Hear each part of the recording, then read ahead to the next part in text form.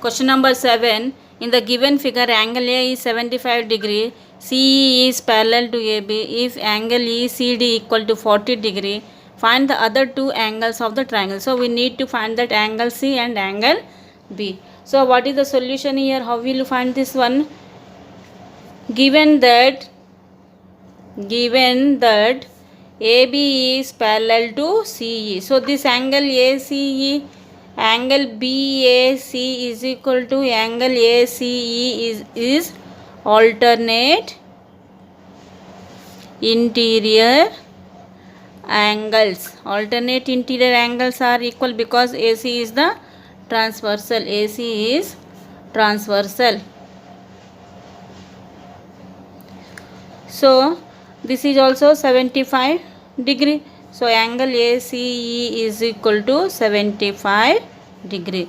This implies angle ACD is equal to angle ACE plus angle ECD. AC is 75 degree plus 40 degree. So angle ACD equal to angle ACE plus angle ECD, that is 75 plus 40, that is 115 degree. 115 degree. So angle ACB plus angle ACD is equal to linear pair. Angle ACB plus angle ACD is equal to 180 degree, that is linear pair. So angle ACB plus angle ACD, what we are getting? 115 degree is equal to 180 degree.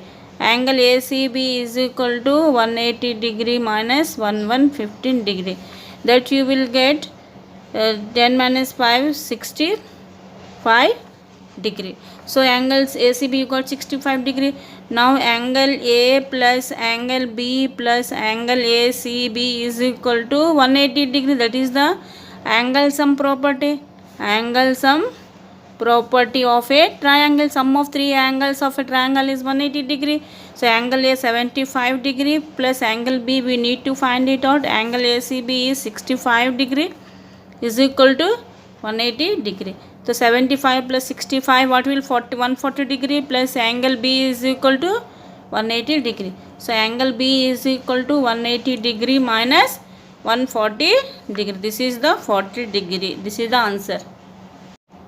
In this question number 8, in the figure it is given L is parallel to M. Find angle X, angle Y and angle Z. So how will you do this question is, already it is given that L is parallel to M. L is parallel to M. So this angle name, this is 1. So angle 40 is equal to angle 1 degree. Why it is called? Corresponding angles are equal. Corresponding angles are equal. Corresponding angles are equal because L is parallel to M. This is 1 degree. So 40 degree. So angle 1 plus angle Y. Angle 1 plus angle Y is equal to 180 degree. That is the linear pair. Linear pair. So angle Y is equal to 180 minus angle 1 degree. What is the angle 1? We got 40 degree. That is equal to 180 minus 40. You get angle Y is equal to 140 degree. This is the angle Y is equal to 140 degree. Similarly, angle L is parallel to M. L is parallel to M. Given line L is parallel to M. Q is the transversal. Q is the transversal. Q is the transversal. What you will get here? Angle 110 degree is equal to angle X is equal to 11 degree. Why it is called? It is the corresponding angles. Corresponding angles are equal. So angle X is equal to 11 degree. So angle Z will be your angle X plus angle Z is equal to 180 degree. Angle X plus angle Z is equal to 180 degree. Angle X is 11 degree plus angle Z is equal to 180 degree. So angle Z is equal to 180 minus 11 degree. You will get 70 degree. This is the answer. So question number 9, in this given figure we need to show that AB is parallel to CD, and second question CD is parallel to EF, and third question is AB is parallel to EF. Justify your answer. Solution. First question, solution 1, we need to prove that